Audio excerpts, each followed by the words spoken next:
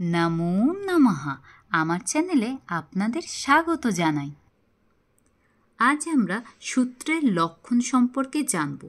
এই সূত্রের লক্ষণ নিয়ে একটি সংস্কৃতে শ্লোক করা হয়েছে। আমি সেই শ্লোকটি আপনাদের সামনে তুলে ধরব এবং তার অর্থ আপনাদের সামনে তুলে ধরব। চলুন তাহলে দেখে নিই এই সূত্র বিষয়ে কোন শ্লোক করা হয়েছে। সূত্রের লক্ষণ বিষয়ে বলা হয়েছে অল্পাক্ষরম অসন্দিগ্ধম সারবৎ বিশ্বসত মুখম অস্তভম অনবদ্যঞ্চ সূত্রম সূত্রবিদ বিদুঃ। চলুন আমরা তাহলে দেখে নিই এর মানেটা কি। অল্পাক্ষরম অর্থাৎ অল্প অক্ষরযুক্ত, মানে খুবই সীমিত শব্দ থাকবে। অসন্দিগ্ধং অর্থাৎ সন্দেহমুক্ত। সারবৎ অর্থাৎ সারযুক্ত, মানে তার একটা যথার্থ মানে থাকবে।